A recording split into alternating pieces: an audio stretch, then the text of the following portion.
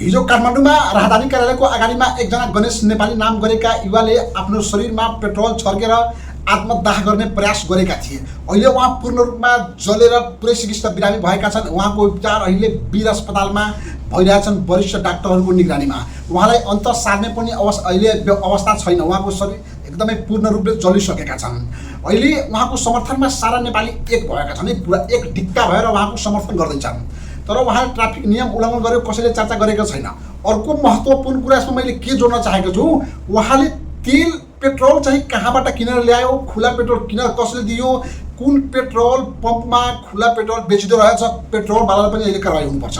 किनकि संसारको सबै देशमा लगभग तपाईँले खुला पेट्रोल बोतलमा किनेर ल्याउन पाउनुहुन्न। यो एकदमै पूर्ण रूपले ब्यान गरिएको छ। किनकि यस्ता घटना आगामी दिनमा पनि घटिएका छन्। धेरै व्यक्तिहरूले यस्ता जान आफै गमाएका छन् भनेर पेट्रोल पम्प खुला बोतलमा किन ल्याउने, जान गमाइदिने भनेर धेरै घटना घटेका छन्। त्यही भएर उहाँले पेट्रोल कसरी उपलब्ध गर्नुभयो, कुन पम्पबाट ल्याउनु भयो, पम्पबाट किन उहाँले दिए। अर्को कुरा पनि उहाँले गल्ती गरेका थिए। यदि हिजोको दिनमा उहाँ र महानगर प्रहरीको बिचमा झगडा भएको भए र युवाले केही नगर प्रहरीलाई भनेको भए अहिले सारा नेपाली महानगर प्रहरीको पक्षमा हुन्थ्यो है। कुनै पनि नेपाली यो युवाको पक्षमा हुन्थेन, गणेश नेपालीको पक्षमा। तर घटना अलि धेरै भइसकेर, घटना अलि ठुलो भएर शरीर पुरै जलेर नष्ट भइसकेपछि अहिले सारा नेपालीले समर्थन जनाएका छन् गणेश नेपाली युवालाई। सारा नेपालीले महानगरका प्रहरीलाई वा सिस्टमलाई, बानी सरकारलाई गाली गर्दैछन्। तर महत्त्वपूर्ण कुरा यसमा के छ, उहाँले पेट्रोल कहाँबाट ल्याउनु भयो, पेट्रोल कसरी उपलब्ध गर्नुभयो, कुन पेट्रोल पम्पले उहाँले पेट्रोल दियो।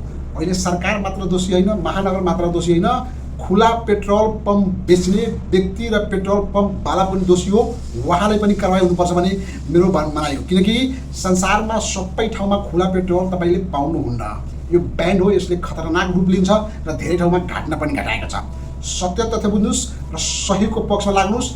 महानगर प्रहरीले गल्ती गरेका छन् भने उहाँलाई कारवाही हुनुपर्छ। यदि गल्ती यहाँ युवामा छन् र अहिले यहाँ चिकित्सा बिरामी छन्, सरकारले उहाँको पूर्ण खर्च उठाएका छन्, उहाँलाई उपचार गर्दैछन्। हामी पनि भगवान् पशुपतिनाथसँग प्रार्थना गर्दछौँ उहाँ छिटोभन्दा छिटो निको होस्, उहाँलाई केही त्यस्तो नहोस् जसले घर परिवारलाई अप्ठ्यारो होस् भनेर। नमस्कार।